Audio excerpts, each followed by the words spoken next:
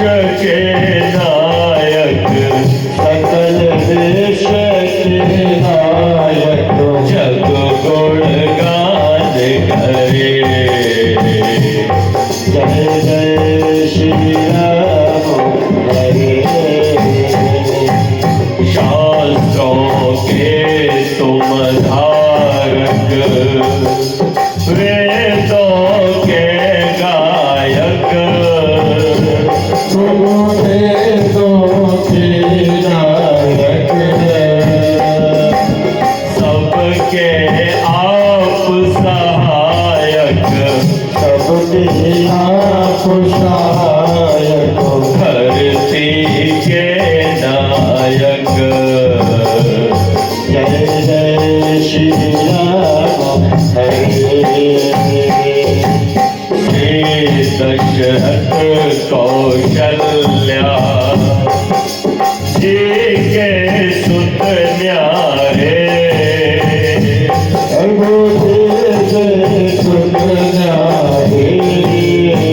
कैकेयी माता की आँखों के तारे। जय जय श्री राम हरे। धन्य अयोध्या नगरी, धन्य जगत सारा, प्रभु धन्य जगत सारा, किया आपने आकर, दिया आपने आकर, सब जग उजियारा। जय जय श्री राम हरे। कर दूषण और वाली, दुष्टों को मारा, प्रभु दुष्टों को मारा, महाबली वो रावण, महाबली को रावण, महाबली पापी वो रावण संहारा। जय जय श्री राम हरे। श्री राम की स्तुति जो कोई गावे, प्रभु जो कोई गावे, जीवन हो सुखदाई, जीवन हो सुखदाई, परम गति पावे। जय जय श्री राम हरे। जय जय श्री राम हरे। जय जय श्री राम हरे। सकल विश्व के नायक, सकल विश्व के नायक, जग गुण गान करे। जय जय श्री राम हरे। जय जय श्री राम हरे। जय जय श्री राम हरे। बोले सियापति रामचंद्र की पवित्र आत्माओं, आपके नगर चंडोस में श्री राम कथा की ये अमृत वर्षा, जिसमें आप सभी भक्तगण भीग रहे हैं और आप सभी का, स्वयं मेरा, हम सबका जीवन धन्य हो रहा है। देखो, इस वाणी से या तो भगवान का नाम लो तो जीवन सफल होता है, जीवन का उद्धार होता है। भवसागर से बेड़ा पार होता है। या फिर ईश्वर में सदा वैसे ही रहे जैसे कोई लोहा अग्नि में रह करके अग्निवत हो जाता है, वैसे ही किसी आप्त पुरुष, महापुरुष, महामानव, मर्यादा पुरुषोत्तम श्री राम, बजरंगबली हनुमान, श्री कृष्ण, महर्षि दयानंद सरीखे और राष्ट्र पर अपने जीवन को निछावर कर देने वाले गुरु गोविंद सिंह, गुरु नानक, सुभाष चंद्र बोस, बिस्मिल भगत सिंह जैसों का नाम अपनी वाणी से उच्चारित करने से और इनका यशोगान गाने से भी जीवन धन्य होता है, जीवन का कल्याण होता है। तो हम सब मिलकर के मर्यादा पुरुषोत्तम श्री राम का यशोगान गा रहे हैं। हमारी कथा कहां पहुंची? राजा दशरथ बड़े प्रसन्न हैं, क्यों ना हो, इतने वर्षों की साधना पूरी हुई। आज उनके घर में एक नहीं, दो नहीं, तीन नहीं, चार उनके सुपुत्र किलकारियां मार रहे, उनके आंगन में खेल रहे। उनको तो लगता है कि जैसे स्वयं विष्णु भगवान, शंकर भगवान, गणपति भगवान, स्वयं मनो शंकर भगवान अवतरित होकर के उनके आंगन में खेल रहे। बालक भगवान का रूप होते हैं, इसलिए ऐसा कह दिया जाता है। बालक निश्चल होते हैं, बालकों के मन में कोई कपट नहीं होता, कोई छल नहीं होता। अभी लड़ते हैं और इतना लड़ते हैं कि खूब रोने लग जाते हैं, रो करके अपनी माँ को आके पिता को कहते हैं और पिता को आग लग जाती है, जाके उनके पिता से और माँ से लड़ पड़ते हैं। ये माता पिता तो आपस में लड़ रहे होते हैं, लड़ाई बढ़ जाती है, पर उन बालकों की देखना साहब, इधर वो लड़ रहे हैं और ये वो फिर गले मिल रहे, साथ खेल रहे। इनकी कोई लड़ाई नहीं होती, क्योंकि इनके अंदर न काम है, न क्रोध है, न द्वेष है, न ईर्ष्या है, न अहंकार है और न कोई वासना है। मनुष्य को ऐसा ही होना चाहिए, बालक की तरह जीवन जिसका निश्चल होता है, उसी को भगवान की ममतामयी गोद मिलती है। ध्यान रखना, जीवन कैसा है?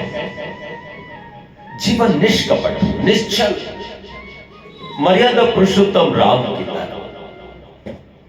हम इस आंगन में आपको लिए चलते हैं जहां ये चारों बालक खेल रहे हैं, अब धीरे धीरे बड़े होने लगे। और राजा दशरथ के तो मानो ये प्राण हैं, सबसे ज्यादा प्यारे तो उन्हें अपने बड़े पुत्र राम है। अच्छा, राम की कुछ विशेषता भी है। राम जहां सबसे आकर्षक है, राम जहां सबसे बलिष्ठ और पुष्ट है, अभी 8 साल के ही तो है, सिंह जैसी चौड़ी छाती है, हाथी के सुंड जैसी उनकी भुजाएं हैं, आंखें बड़ी बड़ी, बाल उनके कंधों तक आए हुए, और उस पर भी भैया कौशल्या ने उनको तिलक लगाया है। पाँव में और कमर में उनके गर्दनी और पाजेब भी बांधी गई। कैसा मनोहर रूप है, मन करता है बस देखते ही जाओ, देखते ही जाओ। बाकी तीनों भाई भी कम नहीं, अपने बिल्कुल भाई पर ही गए, लेकिन पहला बेटा होने के नाते कहो, चाहे कुछ और कह लो, राजा दशरथ को प्यारे तो चारों हैं, लेकिन राम से उनका लगाव विशेष ही है। और ये लगाव ही, ये गहरा मोह ही देखो उनके लिए आगे चल करके हानिकारक होगा। मोह तो हो, लेकिन इतना गहरा भी ना हो कि वस्तु के बिछुड़ जाने पर हम अपने प्राण ही गंवा दें। ध्यान रखना मेरी माताओं सज्जनों, ये सब साधन भी है, ये सब शक्तियां भी हैं। एक वेद में मंत्र आता है, तत् चक्षु देवहितम पुरस्तात् शुक्रम उच्चरत्। इसको मैंने विच्छेद किया है। तत् चक्षु देवहितम पुरस्तात् शुक्रम उच्चरत्। इसको संधि करके बोलेंगे तो तच्चक्षु देवहितम पुरस्तात् शुक्रम उच्चरत्। आप ऐसे बोलते हो। तत् मानी वह परमात्मा, चक्षु मानी आंख है हमारी। चक्षु एक शक्ति को भी कहते हैं। आंख का मतलब भी शक्ति होता है। आंख केवल इसको ही नहीं कहते, आंख इसको भी कहते हैं, आंख इसको भी कहते हैं, आंख इसको भी कहते हैं, और आंख अंदर भी होती है। जरा चख के देखो, यहां से भी देखा जाए। जरा सूंघ के देखो, जरा सुन के देखो, कौन बोल रहा है? जरा सोच के देखो, तुम कर क्या रहे हो? देखो, ये शक्तियां हैं। धन शक्ति है, पद शक्ति है, बुद्धि शक्ति है, नाना प्रकार की शक्ति है। तो यहां पर एक पद आया है, तत् चक्षु देवहितम। देवहितम का मतलब होता है यदि उस परमात्मा के द्वारा दी गई शक्तियों का हम, एक होता है उपयोग, एक होता है दुरुपयोग, और एक होता है सदुपयोग। ठीक है ना? 500 का नोट पड़ा हुआ आपको मिल जाए तो क्या करोगे? देखो, 3 तरीके के लोग होते हैं। एक व्यक्ति वो होगा जिसे रुपया 500 का पड़ा मिल जाए तो बड़ा खुश होकर के शराब की पौवे लाएगा और वो पिएगा, या फिर वो पता लगेगा कि जुआ खेलेगा। ये क्या हो गया बोलो? शक्ति का दुरुपयोग। ठीक है? इसी तरह दूसरे प्रकार के लोग होते हैं, 500 का पड़ा नोट मिल गया, वो क्या करेगा? वो सोचेगा लाओ फल मिठाइयां लेके जाते हैं, घर लेके जाएगा, बोले आज तो हमें 500 का नोट पड़ा मिला, सब लोग खाओ। ये हो गया उपयोग। एक व्यक्ति वो होगा जो आर्य है, उसको जब वो 500 का नोट पड़ा मिलेगा तो वो सोचेगा पता नहीं किसका होगा, ये मेरा तो है। कष्ट सिद्धनम, ये मेरा तो है। चलो एक काम करता हूं, आर्य समाज के वो सुशील जी है ना, वो राम कथा करा रहे हैं, आएगा और वो 500 रुपया का फल मिठाई लाएगा और कहेगा लो कथा में सबको बांट देगा, अपने पास नहीं रखेगा। अथवा किसी हॉस्पिटल में जाएगा और किसी गरीब को ले जाकर के वो 500 रुपया उसकी दवा दारू में लगा देगा।